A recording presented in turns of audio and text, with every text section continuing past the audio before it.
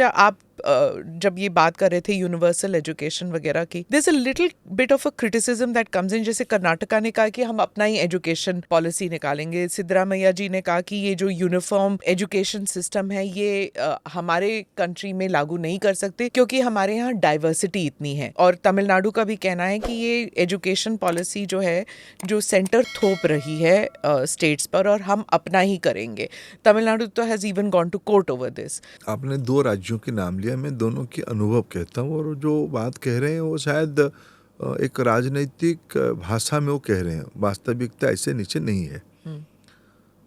अब तक ये एक धारणा था कि हम रीजनल लैंग्वेज कहते थे। प्रधानमंत्री जी ने आके कहा हमारे देश में कोई रीजनल लैंग्वेज नहीं है, all are equal and all are national language, be it Tamil, be it Kannada, be it Oriya, be it Bengali, be it Punjabi, be it Gujarati, be it Marathi, be it Hindi. उन्होंने काशी में तमिल संगमम आयोजन करवाया, तमिल कल्चरल लिंक तमिल और काशी की री इन्वेंट किया। भाषा की कभी हमने किसी को, हमारी सरकार की पॉलिसी है और एनईपी उसको ही कह रहा है ऑल लैंग्वेज आर इक्वल। उसी को अगर आगे हम एक स्टेप कहे, मोदी जी कहते हैं कन्नड़ भाषा उतना ही महत्वपूर्ण है और कन्नड़ भाषा में ही प्रारंभिक दिनों में पढ़ाया जाए।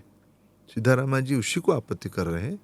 अगर मोदी जी कहते हैं कि भारतीय परंपरा में ही पढ़ाना चाहिए, उसी का नाम है एनईपी, तो कर्नाटक की जो स्टोरी है, मोरल्स है, वो कर्नाटक की होगी, ये एनईपी ने कहा है। क्या सिद्धरामैया जी किसी को खुश करने के लिए सिर्फ मोदी विद्वेष में उसी को अपोज कर रहे हैं? क्या अगर हम कहते हैं कि इंटरनेशनलाइजेशन करेंगे, बेंगलुरु है क्या?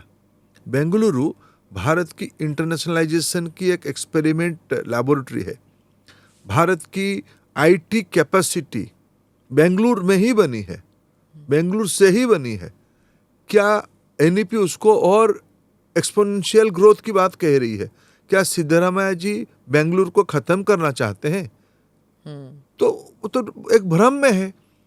गाली देना अलग, मोदी जी को आपको राजनीतिक विद्वेष है, गाली दो, लेकिन आपका कोई अधिकार नहीं, आपको कोई सुनने वाला नहीं, कोई मानने वाला नहीं, और आपके अधिकारी भी मानेंगे कि आप रिग्रेसिव स्टेप लोगे। ये कहो कर्नाटक की बात है।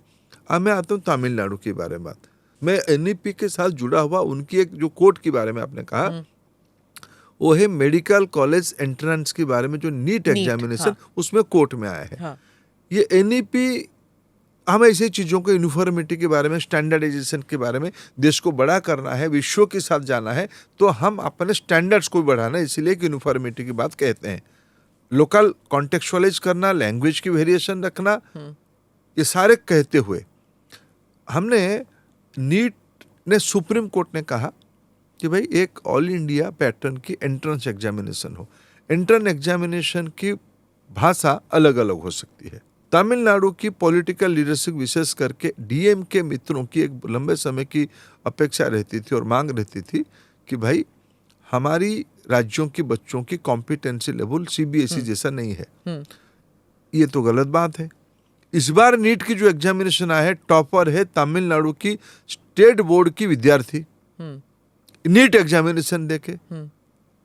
तो इनकी आपत्ति वेस्टेड इंटरेस्ट से जुड़ा हुआ है, इनकी आदत पॉलिटिकल मोटिवेशन से है, इनकी आपत्ति सिर्फ मोदी विद्वेष करना, एंटी मोदीजिम पे, ये भारत के भविष्य को गुमराह करने का एक नाकाम कोशिश है।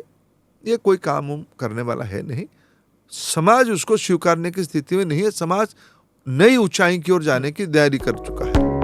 Click here to watch the full episode.